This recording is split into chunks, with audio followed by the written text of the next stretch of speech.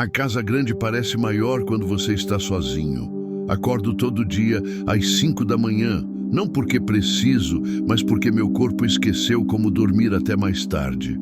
32 anos acordando ao lado da Marta. E mesmo 3 anos depois que ela se foi, ainda estendo a mão para o lado vazio da cama. O lençol está frio. Sempre está. Me levanto devagar, as costas reclamando dos 57 anos de labuta na roça. Meus pés descalços tocam o chão de madeira gelada. Essa casa foi construída pelo meu avô, madeira de lei, que já viu 3 gerações de oliveira nascer, viver e partir. As tábuas rangem no mesmo lugar de sempre, um gemido familiar que ecoa pelo corredor escuro. A cozinha fica na parte de trás, acendo o lampião a gás, porque a energia elétrica aqui no fundo de Porangatu, Goiás, ainda é fraca. A luz amarelada espalha sombras trêmulas pelas paredes de adobe. O fogão a lenha tem as brasas mornas de ontem. Nunca deixo apagar completamente. É mais fácil reacender do que começar do zero. Coloco a chaleira de alumínio amassada no fogo. Enquanto a água esquenta, olho pela janela da cozinha. Lá fora, o céu começa a clarear com aquele tom de cinza azulado que vem antes do sol. O silêncio da fazenda é pesado. Não tem outro jeito de descrever. É um silêncio que pesa nos ombros, que entra pelos ouvidos e vai ocupando espaço dentro do peito, até você sentir que está sozinho mesmo, que não tem mais ninguém esperando você acordar, ninguém reclamando do café forte demais, ninguém dizendo para você ir com cuidado quando sai para vistoriar o gado. O café sai fumegante, preto, amargo. Não boto açúcar faz tempo. Marta sempre dizia que eu ia acabar com o estômago estragado. Ela não está mais aqui para reclamar. Bebo direto da caneca de esmalte lascado, sentindo a quentura descer pela garganta, queimando um pouco, mas é uma dor que já virou costume.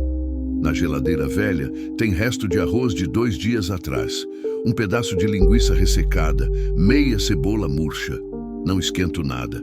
Como o pão amanhecido mesmo, molhado no café, de pé, olhando o relógio de parede que está parado há meses no mesmo horário, 3h15 da tarde. Foi a hora que Marta fechou os olhos pela última vez na cama do hospital. Eu podia trocar a pilha, mas não troco. Às vezes a gente precisa que alguma coisa fique parada no tempo só para lembrar que aquilo aconteceu de verdade. Calço as botas de couro gastas, pego o chapéu de palha pendurado no prego ao lado da porta e saio pro terreiro. O ar da manhã ainda tá fresco, mas já dá para sentir que o dia vai ser quente. Setembro em Goiás é assim. Noites frias, dias que fritam a alma. A poeira levanta fina com o vento que vem do pasto, trazendo o cheiro de terra seca, de mato, de esterco curtido no sol. Os cachorros, o trovão e a estrela vêm correndo do lado do paiol, abanando o rabo, felizes só porque alguém acordou. Eu me abaixo e passo a mão na cabeça dos dois. Eles não cobram nada, não perguntam por que eu tô sempre calado, não querem saber por que a casa tá vazia. Eles só querem um carinho e um pedaço de pão. Simples assim. Bom dia, meus velho, murmuro, a voz ainda rouca de sono. Eles me acompanham até o curral. Lá dentro, as vacas leiteiras já estão esperando. Tiro o leite de 3 delas. O barulho do jato batendo no balde de metal é o único som além do mugido baixo e do ranger da porteira. Meus dedos já sabem o movimento de tanto repetir. Apertar, puxar, apertar, puxar. A mente vai longe enquanto as mãos trabalham. Penso na Marta. Sempre penso nela nessa hora. Ela gostava de vir aqui comigo de manhã cedo, trazia café quentinho numa garrafa térmica e a gente ficava conversando besteira enquanto eu tirava o leite. Ela ria de tudo. Ria quando eu reclamava das vacas teimosas. Ria quando o gato pulava no meu colo e eu fingia que não gostava. Faz 3 anos que não escuto aquela risada. 3 anos que a casa ficou em silêncio. Depois do leite, vou vistoriar a cerca do Pasto Sul, aquela que divide a fazenda da estrada de chão que vai dar em Formoso do Araguaia. É uma cerca velha, de mourão de aroeira e arame farpado meio frouxo. Todo mês tem que dar uma olhada, porque quando chove forte o barranco cede e os mourões afundam. Selo o Canela, meu cavalo alazão que já está comigo há 15 anos. Ele bufa quando aperto a cilha, mas não reclama. A gente se entende sem precisar de muita conversa. Subo na sela, ajeito o chapéu e saio pelo portão dos fundos. O sol já começa a subir devagar, pintando o céu de laranja e rosa lá no horizonte. A luz bate no capim ressecado, naquele tom dourado que só existe nessa hora do dia.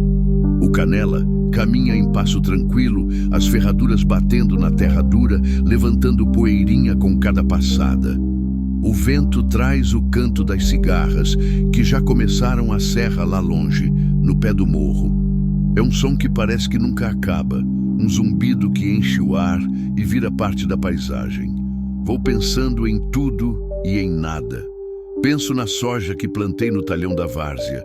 Penso se vai chover essa semana. Penso na conta da cooperativa que vence semana que vem. Penso na solidão que nem dói mais, só pesa. Penso em como seria bom ter alguém para dividir o café da manhã, para reclamar do calor, para olhar o pôr do sol comigo sem precisar falar nada. Mas a vida é assim. A gente não escolhe quando as pessoas vão embora. Chego perto da cerca, desço do cavalo, amarro ele numa sombra e começo a caminhar ao longo do aramado. A maioria dos mourões está firme. Testo cada um com a bota, empurrando para ver se balança. Tem 2 ou 3 que vão precisar ser trocados, mas nada urgente. Anoto mentalmente. Amanhã eu trago as ferramentas. É quando eu tô quase terminando a vistoria, já perto da divisa com a estrada, que vejo. No começo, acho que é lixo. Um saco de ração jogado fora, talvez. Ou um pedaço de lona que caiu de algum caminhão. Tem gente que joga de tudo na beira da estrada. Mas aí o vento levanta e eu vejo tecido claro. Um vestido rasgado, sujo de terra. E embaixo do vestido, um corpo. Meu coração dispara na hora. Um nó aperta na garganta. Começo a andar mais rápido, depois a correr.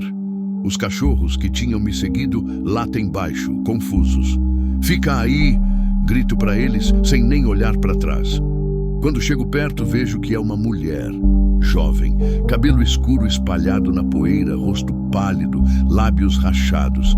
Ela está de bruços, com um braço esticado para frente, como se tivesse tentado alcançar alguma coisa antes de desmaiar. A respiração dela é fraca e irregular. O peito sobe e desce devagar demais. "Moça!" chamo, me ajoelhando ao lado dela. "Moça, você tá me ouvindo?" Nada. Ela não responde. Eu hesito, mas encosto a mão no ombro dela, de leve. Tá quente. Febre, talvez. Ou só o sol que bateu nela a noite toda. Viro ela de barriga para cima com cuidado, e é aí que vejo o estado dela. O vestido tá rasgado, sujo de sangue seco, de terra. Os pés descalços, machucados, cheios de cortes. Ela andou muito, fugiu de alguma coisa. E é aí que eu escuto um gemido fraco, quase um sussurro. Não vem dela. Olho pro lado e sinto o mundo parar. Enrolado num pano imundo, meio escondido debaixo de um arbusto seco, tem um bebê, pequeno, roxo de frio, os lábios azulados. Não tá chorando. E isso é pior que qualquer choro. O silêncio de um bebê é o som mais desesperador que existe. Minha mão treme quando eu pego a criança. O corpinho tá gelado, leve demais. Eu sinto o coração batendo fraco contra a minha palma. Ainda tá vivo, mas por pouco. Nesse momento, tudo o que eu tinha perdido na vida volta de uma vez. A dor da morte da Marta, a casa vazia, as noites sozinho. A sensação de que eu nunca mais ia servir para nada, de que minha vida tinha acabado junto com a dela. E agora, ali, no meio do nada, com uma mulher desacordada e um bebê quase morto nos meus braços, eu entendo. Se eu hesitar, eles não vão resistir. Levanto rápido, segurando o bebê contra o peito. Corro até o Canela, monto com dificuldade, ainda com a criança no braço. Olho para trás. A mulher continua lá, desmaiada. Não dá para levar os dois de uma vez. "Estrela!" grito. "Fica com ela. não deixa ninguém chegar perto. A cadela late e corre até o corpo da mulher, deitando ao lado como se entendesse a ordem. O trovão me segue enquanto eu disparo em direção à casa, o Canela galopando como não galopava há anos. O bebê não se mexe no meu braço. Eu aperto ele contra mim, tentando passar calor, e pela primeira vez em 3 anos, falo com Deus de verdade. Não leva esse menino, Senhor. Por favor, não leva mais ninguém de mim. O vento joga poeira no meu rosto. O sol queima. E eu corro como se a minha própria vida dependesse disso, porque talvez dependa. Continue 14 por 47 Orchestrated Narrative Continuation with Emotional Depth and Sensory Richness. O usuário quer que eu continue com o capítulo 2. Preciso manter a narrativa em primeira pessoa, tom emocional crescente, descrições sensoriais ricas, sons, cheiros, temperaturas, sensações físicas, diálogos realistas e curtos, detalhamento da aflição e do desespero, autenticidade brasileira rural, desenvolvimento do vínculo inicial entre o fazendeiro e as vidas que ele está tentando salvar. Frases curtas nos momentos de tensão, reflexões sobre solidão, luto e propósito. O próximo capítulo deve mostrar a chegada à casa com o bebê, os esforços, desesperados para salvar a criança, o retorno para buscar a mulher, primeiros cuidados, início da revelação de quem são essas pessoas, crescimento da tensão emocional.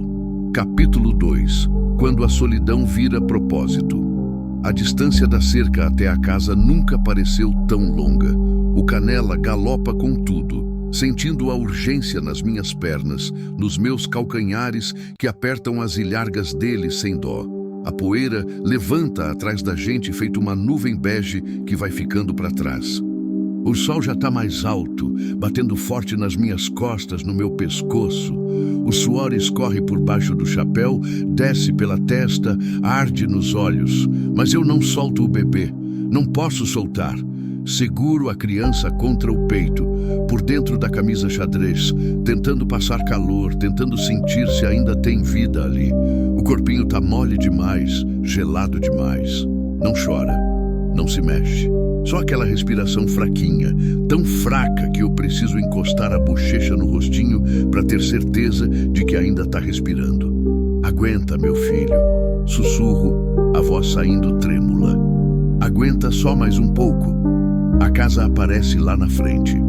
O telhado vermelho, as paredes brancas descascadas, o terreiro de chão batido.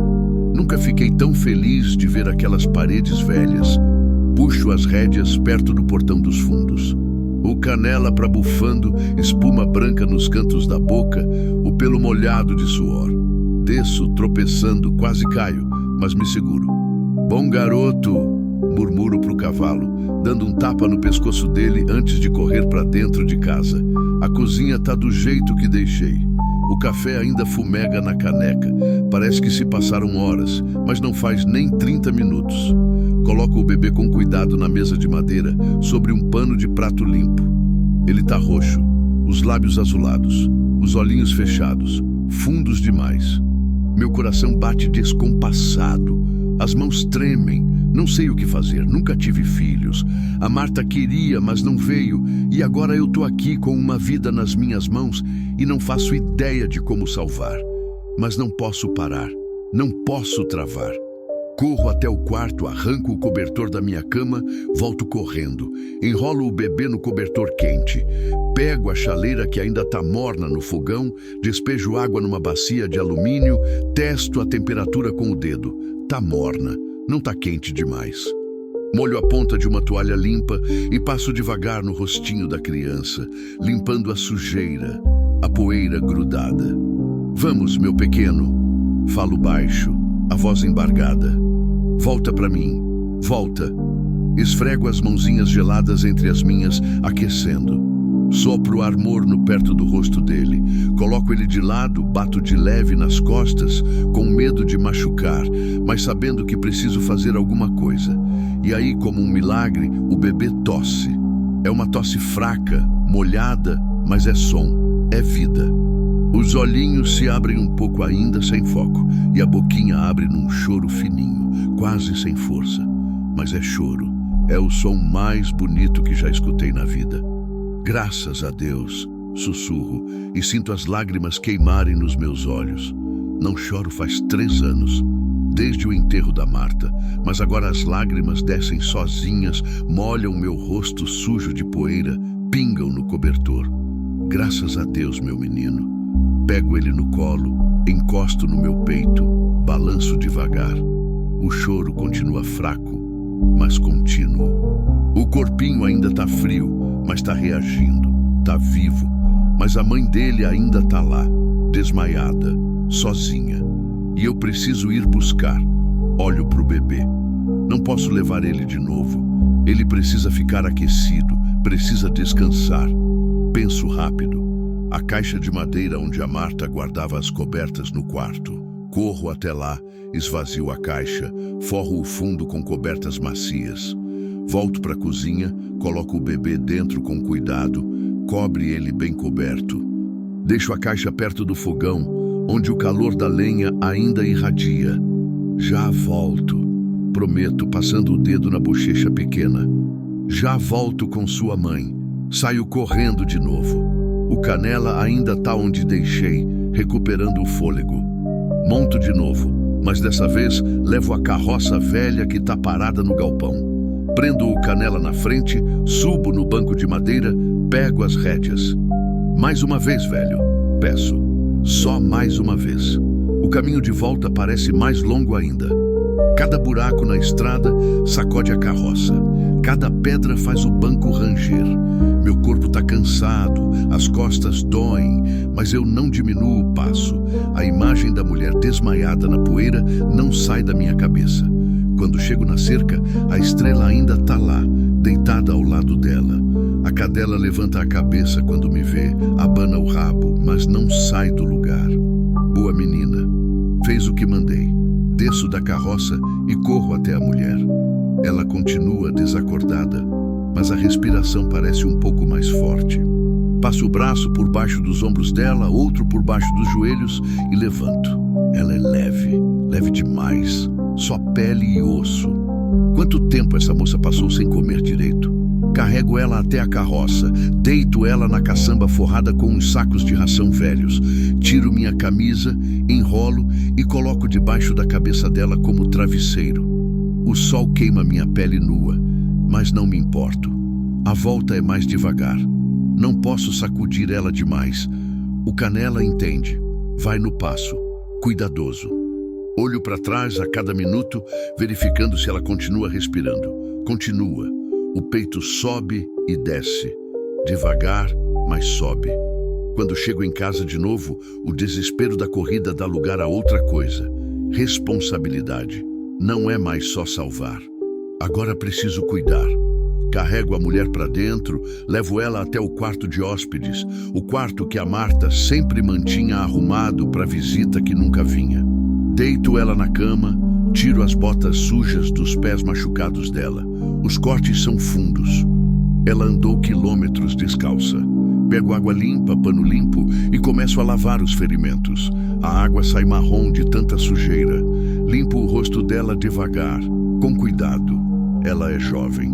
Deve ter uns 25, 28 anos. O rosto tem hematomas roxos, um corte no supercílio, outro no lábio. Alguém bateu nela, e bateu forte. A raiva sobe quente no meu peito. Que tipo de desgraçado faz isso com uma mulher? Com uma mãe que tem um bebê pequeno? Termino de limpar o que posso. Cubro ela com um lençol limpo. Deixo uma bacia com água e uma toalha ao lado da cama, caso ela acorde. Fecho a porta devagar e volto para a cozinha. O bebê ainda dorme na caixa. O choro parou. Agora é só uma respiração suave, tranquila.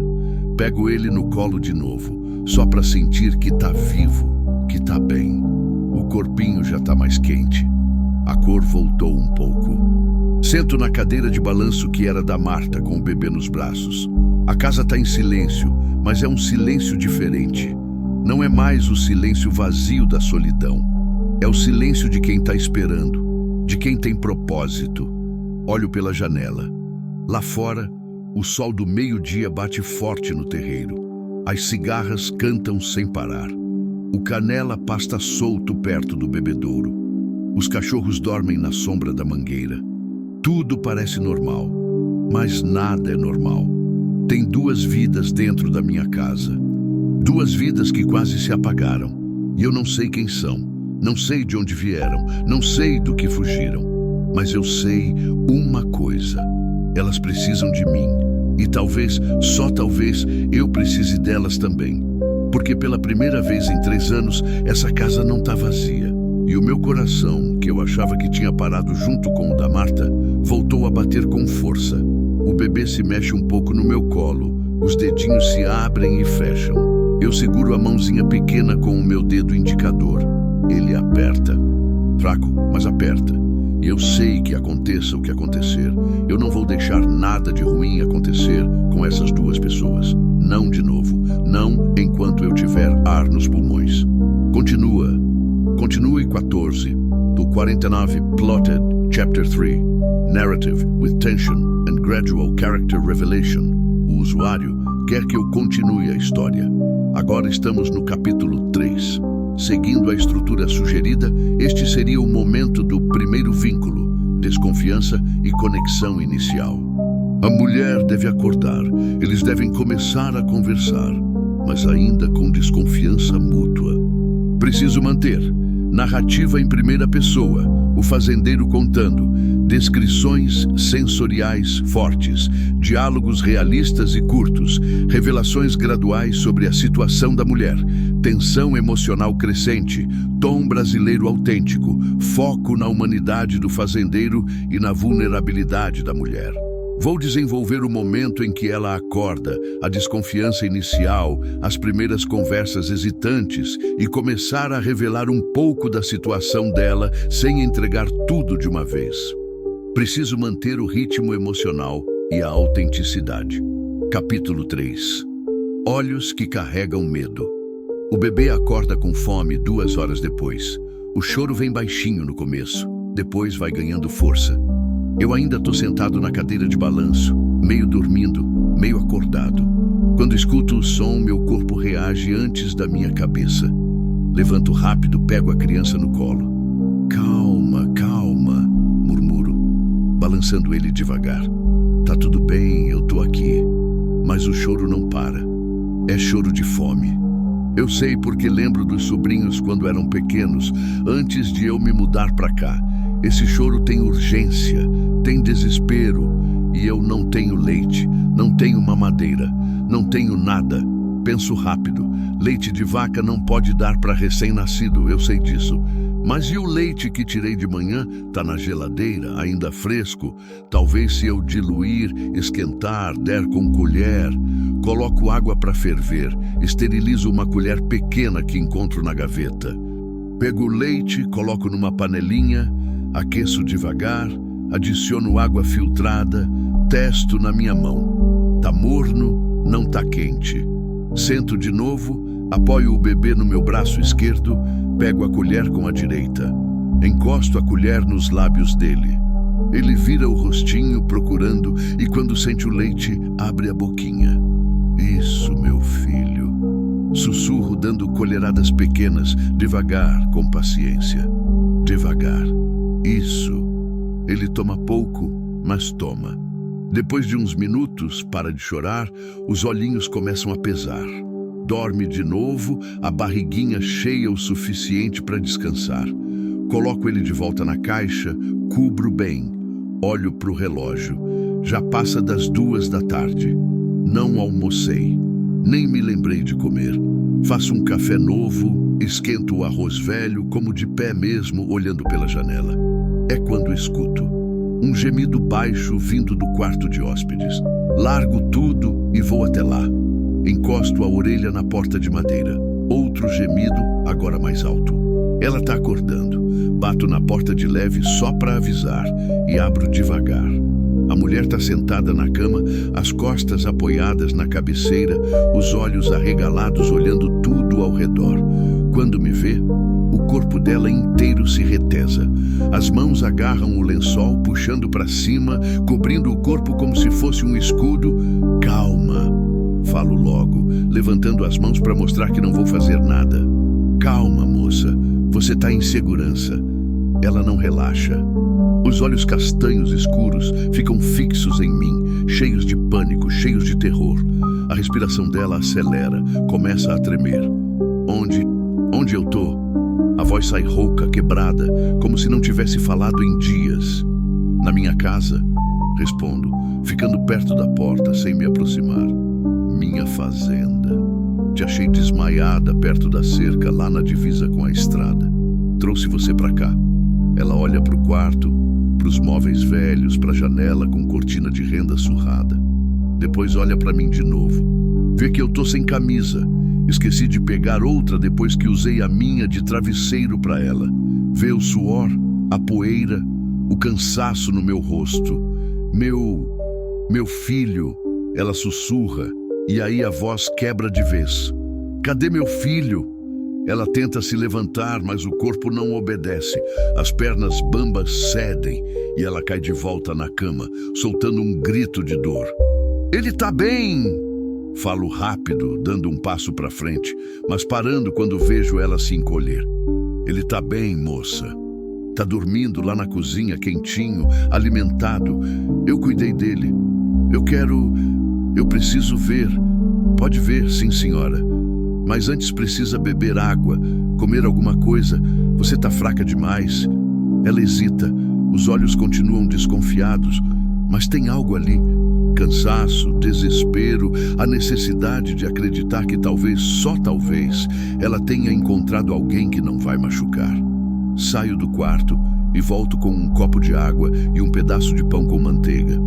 Coloco na mesinha de cabeceira, longe o suficiente para ela não achar que vou forçar nada. Bebe, peço com calma. Devagar. Seu estômago deve estar vazio faz tempo. Ela pega o copo com as duas mãos trêmulas. Bebe um gole, depois outro, depois mais. A água desce com dificuldade. Ela tosse, mas continua bebendo até esvaziar. Pega o pão, morde devagar, mastiga como se cada movimento doesse. Eu fico ali, perto da porta, esperando, dando tempo. Quando ela termina metade do pão, olha para mim de novo. Por que você me ajudou? A pergunta sai carregada de suspeita. Porque você precisava, respondo simples. E porque eu não podia deixar você e a criança morrerem ali. Você não me conhece. Não conheço.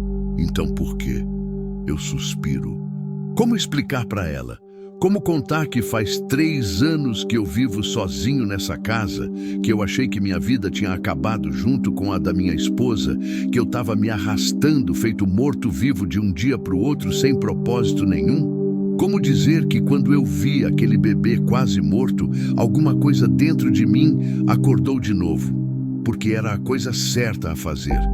Digo por fim, só isso. Ela me estuda. Os olhos vasculham meu rosto, procurando mentira, procurando perigo. Deve ter encontrado muita maldade na vida para desconfiar assim até de quem ajuda. Como você se chama? Pergunto, tentando mudar o tom da conversa.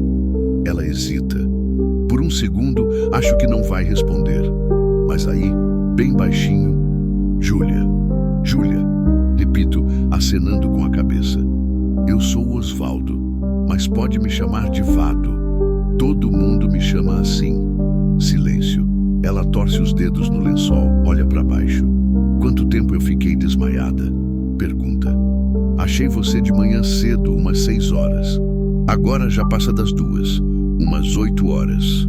Eu não lembro de quase nada. Só de andar muito, o bebê chorando e depois nada. Você andou descalça por quilômetros, falo, apontando para os pés enfaixados dela. Os pés estão em carne viva. Veio da onde? Ela não responde. O maxilar trava. Os olhos fogem dos meus. Júlia, chamo de leve. Eu não vou te entregar para ninguém. Não vou chamar polícia se você não quiser. Mas preciso saber se tem alguém te procurando. Preciso saber se você e o bebê estão em perigo. A voz dela falha. Eu não posso falar. Tá com medo de quem? Ela olha para mim e pela primeira vez os olhos dela se enchem de lágrimas. De todo mundo. As palavras caem pesadas no ar. Sinto um aperto no peito. Conheço esse medo. Vi nos olhos da Marta quando o câncer estava vencendo e ela tinha medo de tudo. De dormir e não acordar, de me deixar sozinho, de sofrer mais. Mas o medo da Júlia é diferente. É medo de gente. De alguém específico. Ele bateu em você. Não é pergunta, é afirmação. O pai do bebê. Ela não confirma com palavras. Mas o jeito que o corpo dela se encolhe, que os ombros caem, que as lágrimas finalmente escorrem, isso confirma tudo. Ele vai me achar, sussurra ela, a voz quebrando. Ele sempre me acha, não importa para onde eu vá. Não aqui, falo firme. Aqui ele não entra. Você não conhece ele. Você não sabe do que ele é capaz. E ele não me conhece. Não sabe que eu também sou capaz de muita coisa quando preciso proteger quem está debaixo do meu teto. Ela me olha surpresa, como se não esperasse ouvir isso. Como se ninguém nunca tivesse se colocado entre ela e o perigo. Eu não quero trazer problema para você, diz ela, limpando as lágrimas com as costas da mão. Você já fez demais. Assim que eu conseguir andar, eu vou embora.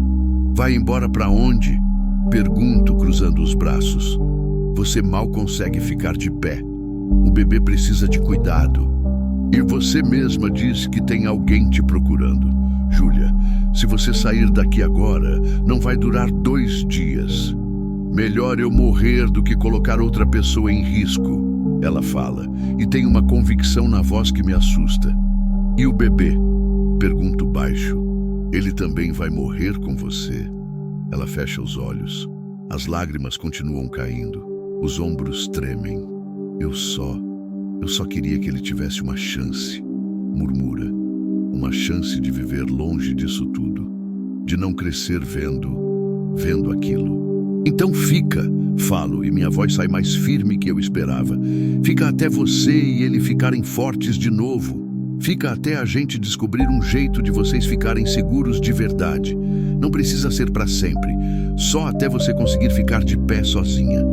Ela abre os olhos, me olha com uma mistura de esperança e medo. Por que você está fazendo isso? Pergunta de novo. Você não ganha nada com isso. Eu podia falar da solidão. Podia falar da Marta. Podia falar de como essa casa tá vazia faz tempo demais. E como é bom ouvir choro de bebê de novo, mesmo que não seja meu. Podia falar de culpa, de arrependimento, de todas as coisas que eu não fiz e devia ter feito. Mas eu só digo a verdade mais simples. Porque hoje de manhã eu achei 2 vidas na beira da estrada e eu escolhi não virar as costas. Júlia me olha por um longo tempo. Então, devagar, ela acena com a cabeça. Obrigada, sussurra. Não precisa agradecer. Agora descansa mais um pouco. Quando você se sentir melhor, eu trago o bebê aqui para você ver. Saio do quarto e fecho a porta devagar. Encosto as costas na parede do corredor e solto o ar que estava preso no peito. Lá fora, as cigarras continuam cantando. O vento balança as folhas da mangueira, tudo parece igual, mas eu sei que mudou. Porque agora eu não tenho só 2 vidas para proteger. Tenho um segredo para guardar. Um homem violento para enfrentar se ele aparecer. E uma escolha para fazer todos os dias, desistir ou ficar de pé. Eu já desisti uma vez, quando a Marta morreu. Deixei a vida me levar, sem reagir, sem lutar, mas não dessa vez. Dessa vez, eu vou lutar. Continue. 14 por Fisquem, Architected Narrative Chapter with Emotional Depth and Mounting Tension. O usuário quer que eu continue a história. Estou no capítulo 3 e preciso desenvolver o capítulo 4. Seguindo a estrutura sugerida, o próximo capítulo deve ser aflição crescente, a situação se complica. Preciso incluir obstáculos físicos ou emocionais, revelações sobre o passado da Júlia, tensão crescente, Descrições sensoriais fortes, diálogos curtos e realistas. O vínculo entre Vado e Júlia crescendo. Algum elemento de perigo ou ameaça se aproximando. Vou focar em Júlia conhecendo melhor o bebê. Momento de conexão entre mãe e filho. Revelações sobre o passado dela, o relacionamento abusivo. Vado começando a se sentir protetor, mas também vulnerável. Algum sinal de que o ex pode estar procurando. Desenvolvimento da tensão emocional. Descrições do final da tarde, noite na fazenda. Diálogos que mostrem a fragilidade de Júlia, mas também sua força interior. Capítulo 4. Quando o passado bate a porta. Júlia adormece de novo depois da nossa conversa. Eu volto para a cozinha, pego uma camisa limpa do varal nos fundos, visto. O sol já começa a descer, pintando o céu de laranja lá do lado do pasto. As sombras ficam compridas no terreiro. Preciso terminar os afazeres do dia, dar ração para os porcos, fechar o galinheiro, verificar se as vacas têm água suficiente no bebedouro. Mas antes, fico ali parado olhando para a caixa onde o bebê dorme. Ele está tranquilo agora, respirando certinho, as bochechas já com mais cor, tão pequenininho, tão frágil. E já passou por tanta coisa. Passo a mão na cabeça dele de leve, sentindo os cabelinhos finos e escuros. Ele se mexe um pouco, mas não acorda. Você é forte, sabia? Sussurro. Mais forte que muito adulto por aí. Saio para fazer o serviço que ficou pela metade. O Canela ainda está solto perto do bebedouro, descansando depois da correria da manhã. Os cachorros me seguem, felizes só por ter companhia. Dou ração para os porcos no chiqueiro, fecho a porteira do galinheiro para proteger as galinhas da raposa que anda rondando. Verifico o nível da água na caixa. Tudo normal, tudo como sempre. Mas não é como sempre, porque tem gente dentro da minha casa. Tem vida, tem responsabilidade. Quando volto já escureceu. Acendo os lampiões, preparo uma sopa simples com legumes da horta, cenoura, batata, chuchu, um pedaço de carne seca. Deixo cozinhando devagar no fogão a lenha. O cheiro bom espalha pela cozinha e por um momento consigo fingir que é a Marta ali, fazendo comida, esperando eu voltar do pasto. Mas não é. É outra história, outra chance. O bebê acorda de novo, chorando. Dessa vez, eu já sei o que fazer. Esquento o leite diluído, pego ele no colo, dou com paciência. Ele toma mais dessa vez, mama com força na colher, os olhinhos abertos me encarando, sem entender muito bem quem eu sou, mas confiando. Sua mãe está dormindo, conto para ele, como se ele pudesse entender. Mas logo, logo você vai estar nos braços dela de novo, prometo. Quando termina de mamar, ele arrota pequeno e volta a dormir. Coloco ele na caixa, verifico se está bem coberto. Escuto passos arrastados no corredor. Me viro e vejo Júlia na porta da cozinha, apoiada na parede, o rosto pálido, as pernas tremendo de fraqueza. Ela veste ainda o vestido rasgado, mas limpei o pior da sujeira enquanto ela dormia. Você devia estar descansando. Falo indo até ela, mas sem tocar, respeitando o espaço. Eu escutei ele chorando, murmura ela, os olhos fixos na caixa.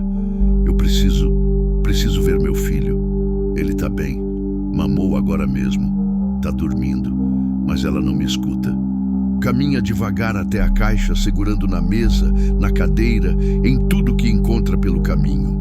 Quando chega perto e vê o bebê ali, dormindo tranquilo, coberto, alimentado, os joelhos dela cedem.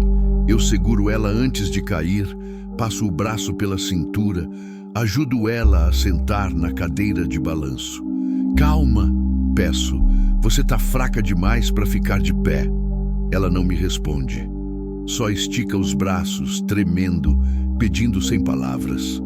Pego o bebê com cuidado e coloco nos braços dela.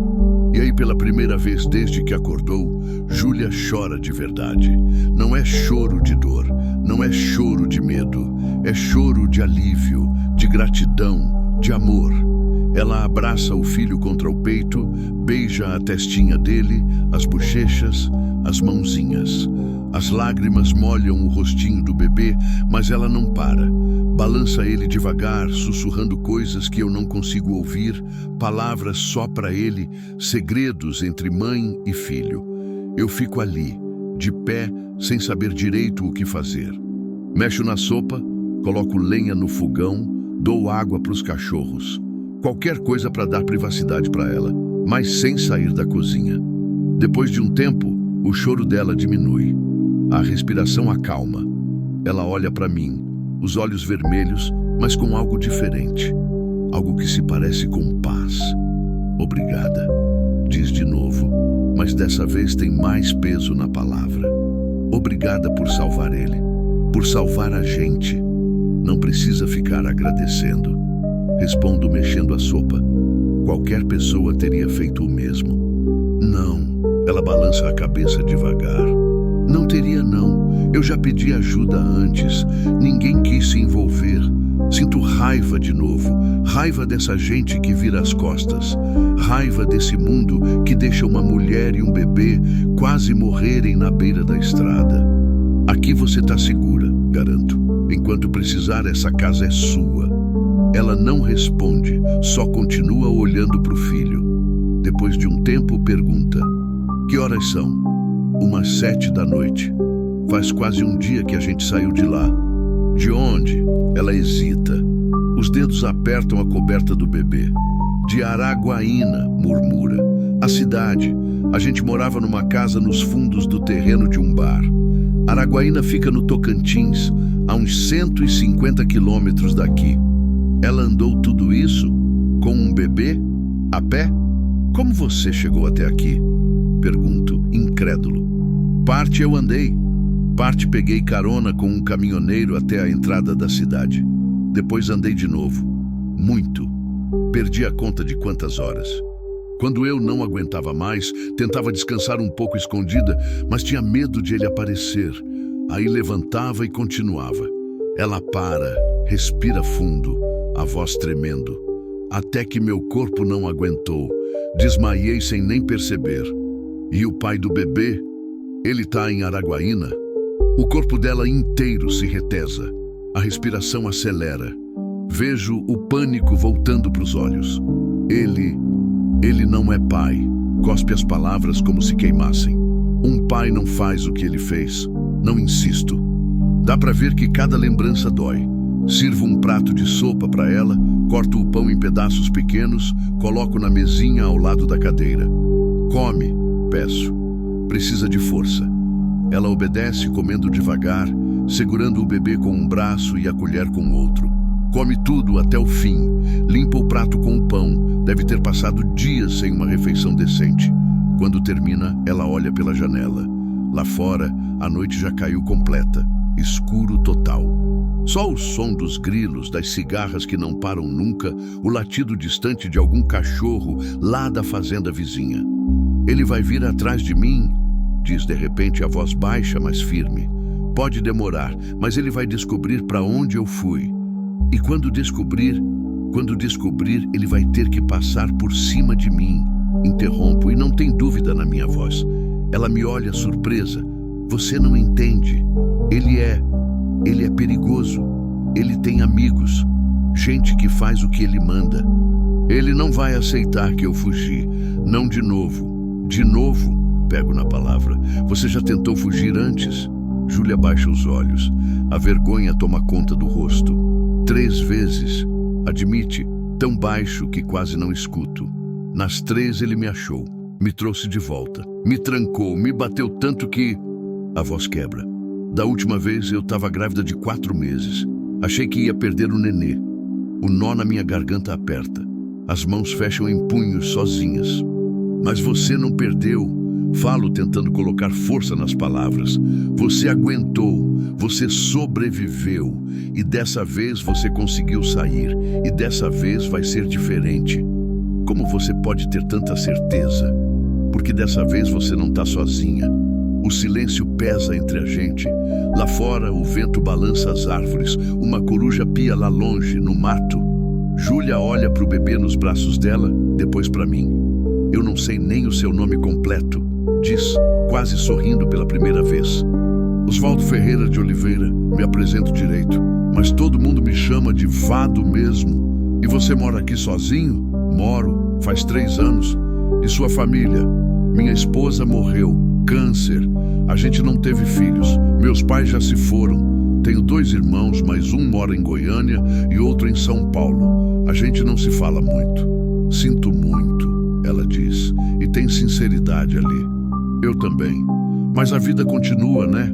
Ou pelo menos ela tenta. Nem sempre ela consegue, murmura Júlia, olhando para o bebê. Às vezes parece que a vida desiste da gente antes da gente desistir dela. Mas você não desistiu, aponto. Você fugiu. Você lutou. Você tá aqui. Tô aqui porque você me achou. E você tá viva porque você quis viver. Porque você quis que seu filho tivesse uma chance. Ela não responde, mas vejo algo mudando no olhar dela. Algo pequeno, frágil, mas que tá ali. Esperança. O bebê começa a se mexer, incomodado. Júlia o embala, cantarola baixinho uma cantiga que eu não conheço. A voz dela é bonita, mesmo rouca, mesmo cansada. Estou prestes a oferecer mais sopa quando escuto. Um barulho de motor, longe ainda, mas se aproximando. Meu corpo inteiro fica alerta. A essa hora da noite, ninguém sobe até aqui. A estrada de terra que leva à minha fazenda não tem motivo para passar ninguém. É fim de linha, só tem a minha propriedade. Júlia também escuta. O rosto dela perde toda a cor. As mãos tremem. É ele, sussurra apavorada. É ele, eu sei que é. Calma, falo, mas meu coração também dispara. Pode ser qualquer um vizinho, alguém que se perdeu. A essa hora, nesse lugar, ela se levanta tropeçando, segurando o bebê com força. Eu preciso esconder, eu preciso... Júlia, escuta. Seguro ela pelos ombros, firme, mas cuidadoso. Se for ele, e ele perguntar, eu digo que não vi ninguém. Mas você precisa ficar calma. O bebê sente quando você está nervosa. O motor fica mais alto, mais perto. Vejo luzes de farol cortando a escuridão lá longe, subindo pela estrada. Vem, falo rápido. Tem um quartinho nos fundos, onde a Marta guardava as conservas, sem janela. Ninguém sabe que existe. Pego o lampião e levo Júlia pelo corredor até uma portinha pequena escondida atrás de uma estante velha na despensa. Abro, mostro o espaço apertado, mas seguro. Tem prateleiras com vidros de doce, pacotes de arroz, feijão ensacado. Fica aqui, peço. Não faz barulho, não acende luz. Eu resolvo isso. Ela entra abraçada com o bebê, os olhos cheios de lágrimas de medo. E se ele te machucar? Ele não vai, garanto, mas não tenho tanta certeza assim. Fecho a porta, volto a estante para o lugar, corro até o quarto e pego a espingarda velha do meu pai, que fica guardada embaixo da cama. Verifico. Tá carregada. Não uso ela faz anos, mas sei como funciona. Volto para a varanda da frente, espingarda escondida atrás da porta, esperando. O veículo para no terreiro. É uma caminhonete branca, velha, amassada. 2 homens descem.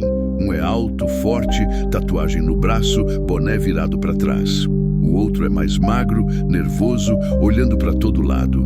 O alto dá alguns passos em direção à varanda. Boa noite, cumprimenta, mas não tem nada de bom na voz dele. Boa noite, respondo firme. Tá perdido? Ele sorri, mas é um sorriso que gela o sangue. Não, tô procurando alguém. E eu sei, naquele momento, que a paz acabou, que a guerra começou. Continue 14.55 Orchestrated Tense Confrontation Scene with Emotional Depth and Brazilian Authenticity. O usuário quer que eu continue a história. Agora estamos no capítulo 5, um momento crucial de confronto. Preciso manter a tensão alta, mostrar a coragem do Vado, mas também o perigo real. Desenvolver o confronto de forma realista, sem violência gráfica. Mostrar as emoções físicas, suor frio, mãos trêmulas, coração acelerado. Criar diálogo tenso, mas verossímil. O vado precisa ser esperto, não só corajoso. Mostrar que ele está protegendo Júlia e o bebê sem revelar que eles estão ali. Manter a autenticidade brasileira. Linguagem, cenário, detalhes. Fazer o capítulo longo e bem trabalhado, com riqueza de detalhes sensoriais. Terminar com um gancho que mantenha o suspense. Vou criar um confronto tenso, mas inteligente, onde Vado usa sua experiência e conhecimento do lugar para lidar com a ameaça. Capítulo 5. O preço da proteção. Meu coração bate descompassado, mas não deixo transparecer no rosto. Fico parado na varanda, as mãos nos bolsos da calça, postura relaxada, como se receber visita às 7 da noite no meio do nada fosse a coisa mais normal do mundo. Mas por dentro, cada músculo do meu corpo tá tenso, pronto. A espingarda tá logo ali, atrás da porta. 2 passos e eu alcanço. O homem alto dá mais alguns passos para perto da escada da varanda. A luz do lampião que deixei aceso ilumina o rosto dele. Uns 30 e poucos anos, barba mal feita, olhos escuros e frios. O tipo de olhar que já viu coisa ruim e fez coisa pior. Procurando quem? Pergunto, mantendo a voz firme. Uma mulher, ele responde, cruzando os braços. O movimento faz a tatuagem no braço se mexer. Uma cobra enrolada numa caveira, cabelo preto, magra, carregando um bebê. Você viu alguém assim por aqui? Não vi nada. Respondo rápido demais. Preciso ter mais cuidado. Aqui não passa ninguém. É fim de estrada. O homem sorri de novo. Aquele sorriso torto que não chega nos olhos. Eu sei que é fim de estrada. Por isso mesmo vim verificar. A vadia fugiu ontem de noite de Araguaína. E a gente tem informação que ela estava vindo nessa direção. A palavra vadia me faz cerrar os dentes. Sinto a raiva subir quente, mas engulo. Não posso perder a calma agora. Informação de quem? Pergunto. De um caminhoneiro que deu carona para ela até a entrada da cidade. Disse que ela desceu pedindo informação de fazenda, lugar para se esconder. Ele dá mais um passo. E sua fazenda é a mais isolada por aqui, não é verdade? Pode ser, mas como eu disse, não vi ninguém. O magro, que tinha ficado perto da caminhonete, se aproxima também. Tem as mãos enfiadas nos bolsos de uma jaqueta jeans surrada. Não consigo ver se ele está armado, mas aposto que sim. O senhor mora sozinho aqui? Pergunta o magro, a voz fina, nervosa. Moro. Fazenda grande. Muito trabalho para um homem só. Eu me viro. O alto olha para o terreiro, para as luzes da cozinha que ainda estão acesas, para os cachorros que latem baixo perto do paiol, desconfiados. Posso dar uma olhada dentro da casa?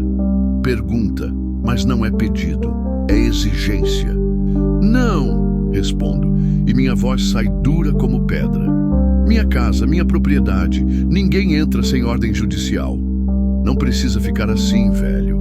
Diz o alto, levantando as mãos num gesto falso de paz. É só pra gente ter certeza.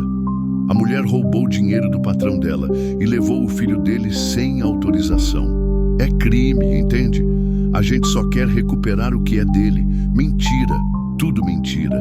Júlia não falou em roubo. E esse patrão com certeza é o homem que batia nela, que a trancava, que quase matou ela e o bebê. Se ela cometeu crime, chama a polícia. Sugiro, cruzando os braços também. Deixa a lei resolver. O alto ri, um som sem humor. A lei demora. E o patrão é impaciente.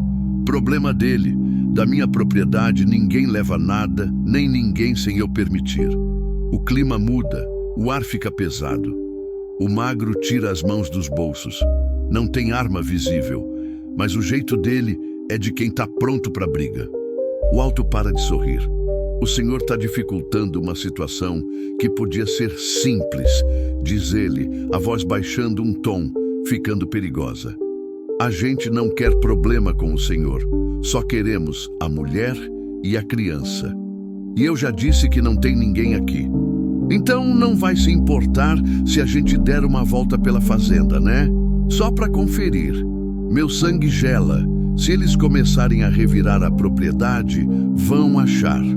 A casa não é grande. O esconderijo da Júlia é bom, mas não perfeito. E se o bebê chorar, preciso ganhar tempo, preciso fazer eles irem embora. Olha só, falo, mudando de tática, fingindo cansaço. Eu entendo que vocês estão fazendo o trabalho de vocês, mas já é noite, tá escuro, e eu tô exausto. Passei o dia inteiro no pasto. Se quiserem voltar amanhã de manhã, com luz do dia, aí sim a gente conversa melhor. Posso até ajudar a procurar. O Alto me estuda, desconfiado, mas ele também deve estar cansado. E procurar no escuro numa fazenda desconhecida não é boa ideia. Que horas o senhor acorda? Pergunta. 5 da manhã. Então a gente volta às 6. E o senhor vai mostrar cada canto dessa propriedade. Combinado? Não é combinado. É ordem. Mas pelo menos ganhei a noite. Combinado, minto. Os dois voltam para a caminhonete. O motor liga, roncando alto no silêncio da noite. Mas antes de entrar, o Alto grita. Ah, e senhor Osvaldo? Ele sabe meu nome. Como ele sabe meu nome? Se a gente descobrir que o senhor está mentindo, que está escondendo ela, vai ser ruim. Para o senhor e para ela. Não respondo. Só fico parado, vendo eles darem a volta e descerem a estrada de terra. As luzes do farol vão sumindo devagar, engolidas pela escuridão. Só quando o som do motor desaparece completamente é que eu me mexo. Corro para dentro, fecho a porta, tranco, vou até a despensa, tiro a estante da frente, abro a portinha. Júlia está encolhida no canto, o bebê apertado contra o peito, os olhos arregalados de terror. Ela ouviu tudo. Era ele? Pergunto, ajudando ela a sair. Ela balança a cabeça. Não, mas eu reconheci a voz do Alto. É o Juninho. Ele trabalha para o Reinaldo no bar, faz cobrança, bate em quem deve. A voz dela treme. Se o Juninho tá aqui, é porque o Reinaldo mandou. E se ele mandou o Juninho, é porque ele tá com raiva. Muita raiva. Esse Reinaldo é o pai do bebê, é o dono do bar onde eu trabalhava e era meu marido. Ela cospe a palavra com nojo. No papel, pelo menos. Nunca foi marido de verdade, só dono, controlador, monstro. Levo ela de volta para a cozinha. As pernas dela mal seguram o corpo. Sento ela na cadeira, pego um copo de água, coloco na mão dela. Eles disseram que você roubou o dinheiro dele, comento. Mentira, ela diz furiosa. Eu não levei nada, só a roupa do corpo e meu filho.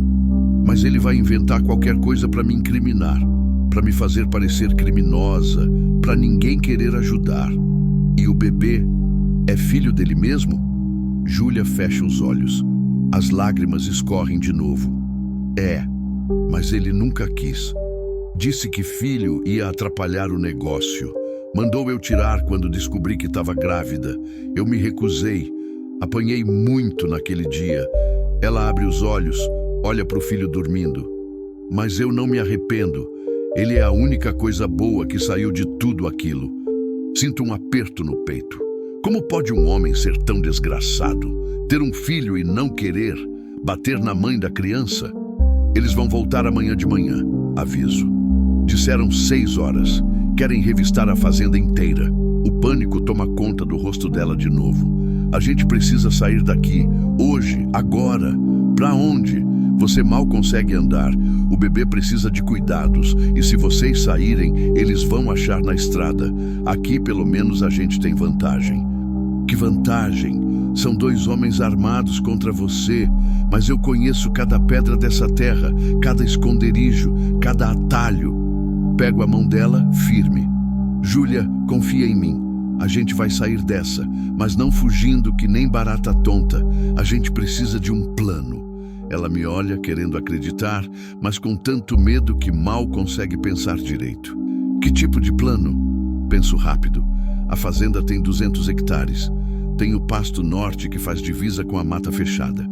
Tem a casinha velha de ferramentas lá no fundo, perto do córrego, que ninguém usa mais.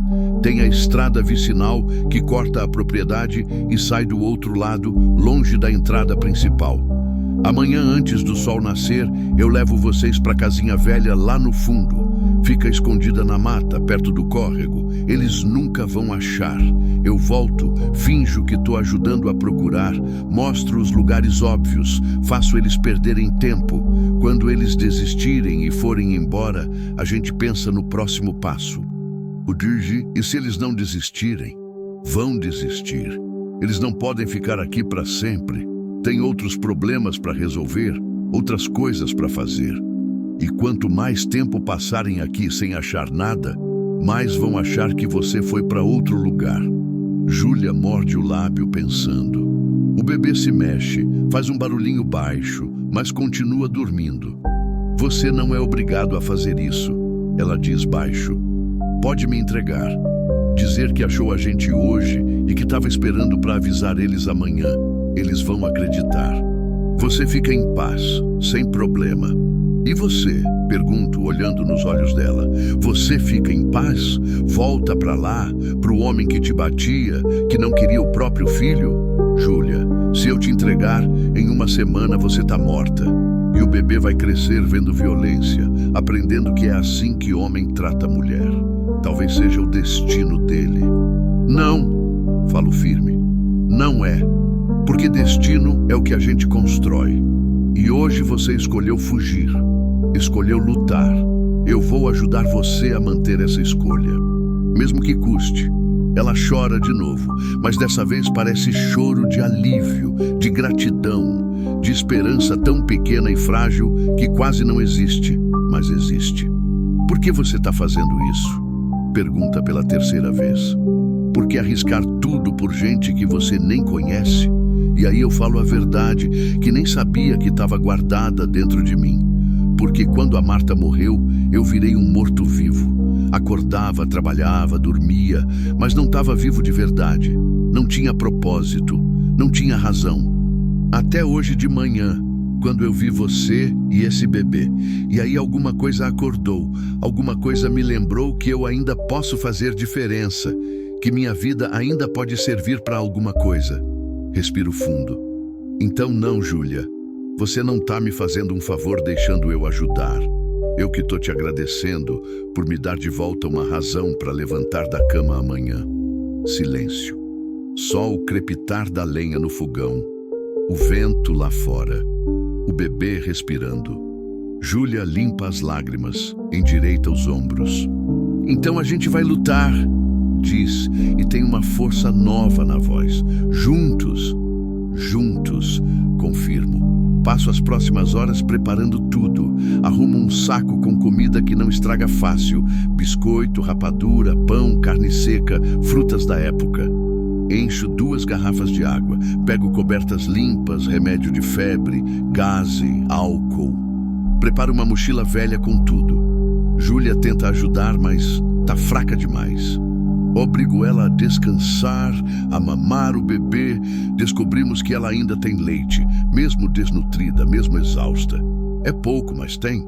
Complemento com o leite diluído na colher. Quando o relógio marca 2 da manhã, acordo Júlia, que tinha dormido um pouco na cadeira.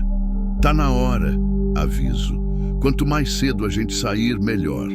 Ela se levanta, pega o bebê. Eu carrego a mochila, pego a lanterna. Mais um lampião a querosene. Saímos pelos fundos, em silêncio.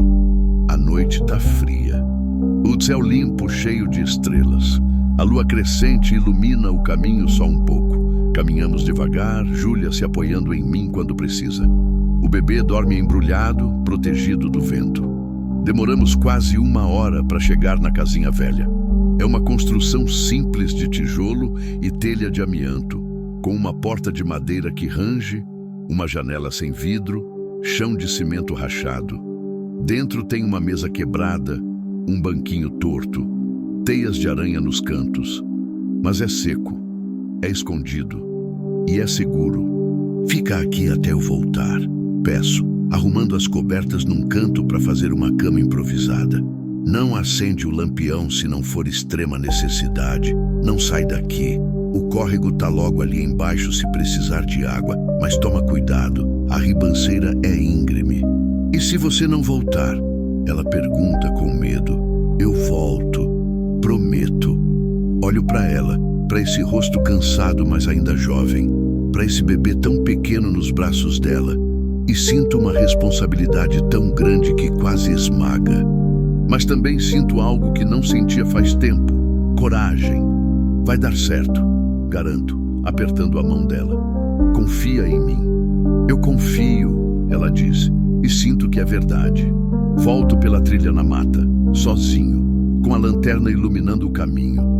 O céu já começa a clarear lá no horizonte. Daqui a pouco o galo vai cantar. Daqui a pouco os homens vão voltar. E eu preciso estar pronto. Chego em casa, lavo o rosto, bebo café preto, visto uma camisa limpa. Pego a espingarda, verifico a munição, deixo apoiada perto da porta de novo. Às 6 em ponto, escuto o motor. Eles voltaram. E agora, o jogo começa de verdade. Continue 14.9 Architected Tense Narrative Chapter with Psychological Confrontation and Sensory Richness. O usuário quer que eu continue a história. Estamos no capítulo 6 agora.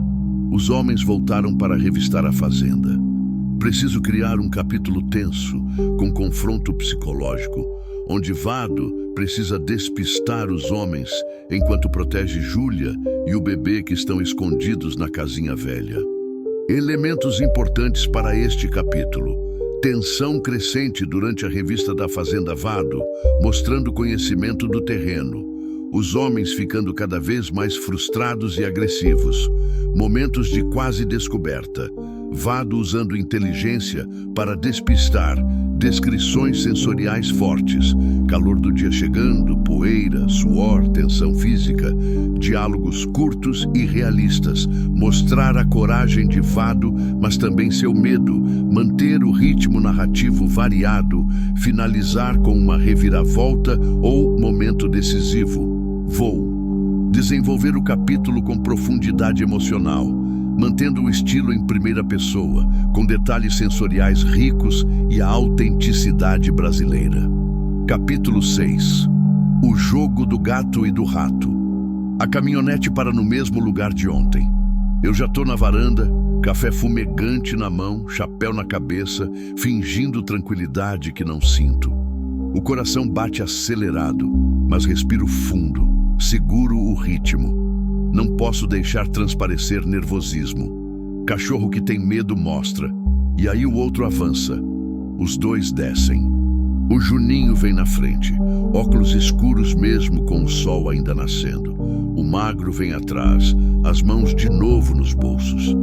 Dessa vez eu reparo melhor. Tem um volume na cintura, debaixo da camiseta. Arma, com certeza. Bom dia, seu Osvaldo. Cumprimenta o Juninho, mas não tem nada de cordial no tom. Pronto para mostrar a fazenda? Bom dia, respondo, descendo da varanda devagar. Café tá pronto se quiserem. A gente não veio tomar café, corta o Juninho. Veio trabalhar, como quiserem.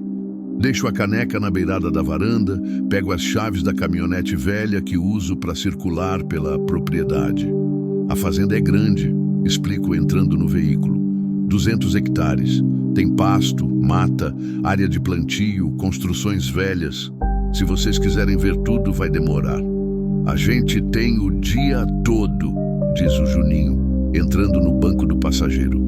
O magro vai atrás. Ligo o motor que range e tosse antes de pegar. A caminhonete é de 98, toda amassada, ferrugem comendo a lataria, mas ainda roda. Saio devagar pelo terreiro, levantando poeira. Vou mostrar primeiro os pastos, anuncio. É onde o gado fica. Se alguém tivesse passado por lá, as vacas estariam agitadas. Você viu as vacas hoje de manhã? Pergunta o Juninho. Vi. Tirei leite de 3 antes de vocês chegarem. Tudo normal. Mentira. Não tirei leite hoje. Não tive tempo. Mas eles não sabem disso. Dirijo pela estrada interna que corta a propriedade, passando pelo pasto sul primeiro, o mais longe da casinha velha onde Júlia está escondida. Preciso manter eles longe de lá o máximo possível. As vacas pastam tranquilas, algumas deitadas ruminando, outras bebendo água no bebedouro. Paro a caminhonete, desço. Podem olhar, ofereço. Vou junto se quiserem. O Juninho olha ao redor. Só tem capim, cerca, gado, céu. Nada de casa velha, nada de esconderijo. Tem alguma construção por aqui? Pergunta. Não, só pasto mesmo. A sede fica lá onde a gente estava. Para esse lado tem só campo aberto até a divisa com a fazenda do vizinho. Ele não parece convencido, mas também não vê onde uma mulher com bebê poderia se esconder em campo aberto. Voltamos para a caminhonete. Dirijo agora para o lado leste, mostrando o galpão de ferramentas, o paiol onde guardo ração, o chiqueiro dos porcos. Paro em cada lugar, deixo eles revistarem. Abrem porta, olham dentro, mexem em saco de ração, verificam atrás de pilha de lenha. Nada. O sol vai subindo, esquentando. Já passa das 8 da manhã. O suor começa a escorrer pela minha testa, pelas costas. O calor de setembro aperta forte. O Juninho tira o casaco, fica de camiseta regata. O magro limpa o rosto com a manga. Cadê a mata que você falou? Pergunta o Juninho, limpando o suor do pescoço. Meu estômago aperta. A mata? É para lá que preciso evitar que eles vão. Porque a mata leva ao córrego, e o córrego leva à casinha velha. A mata fica lá no fundo, aponto vagamente para a direção oposta. Mas não tem acesso fácil. É fechada, cheia de espinho, cobra. Ninguém entra lá, nem eu. Mesmo assim, quero ver. Droga, não tenho escolha. Se eu me recusar, vai ficar óbvio que estou escondendo algo. Preciso levar eles para a mata, mas para a parte errada da mata, para longe da casinha. Tudo bem, concordo. Mas vamos precisar ir a pé. A caminhonete não passa. Deixo o veículo perto do curral, pego um facão velho pendurado no paiol. Para abrir caminho, explico, mostrando o facão. Mato fechado. Começamos a caminhar. Levo eles pela trilha que vai para a mata do lado norte, totalmente oposta de onde Júlia está.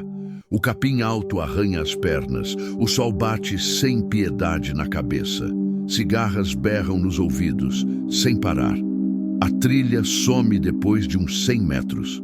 O mato fica denso, cipó, taquara, arbusto cheio de espinho.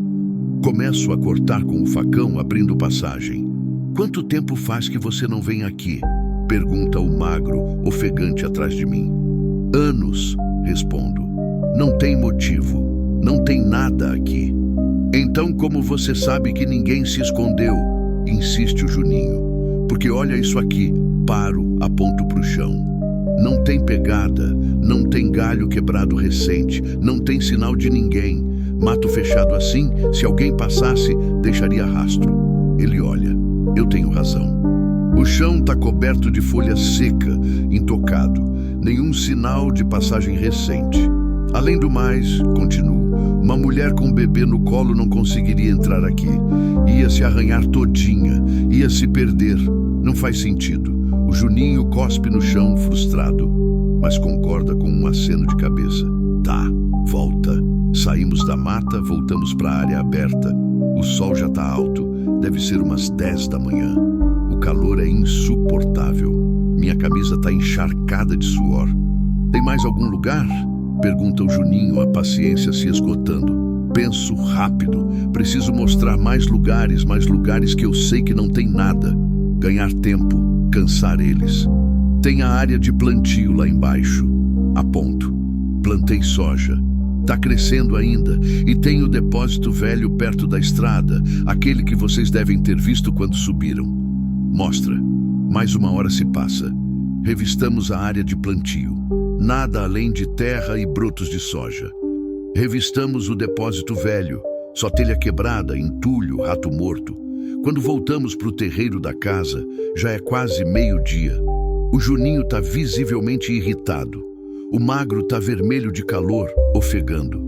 Deixa eu ver dentro da casa de novo, exige o Juninho. Já não vimos ontem? Eu não vi nada ontem. Hoje eu vou ver. Não posso negar sem levantar suspeita. Abro a casa, deixo eles entrarem.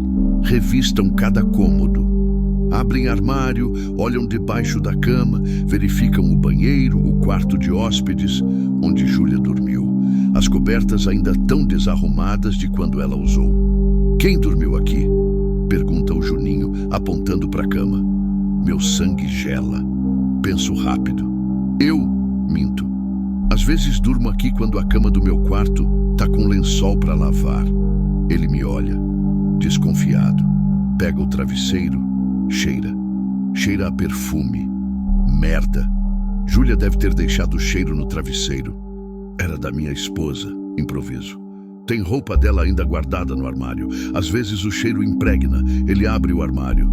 Realmente tem roupa da Marta lá. Vestidos velhos, blusas que nunca tive coragem de jogar fora. Ele pega um, cheira também, comparando. Meu coração bate tão forte que tenho certeza que ele vai ouvir.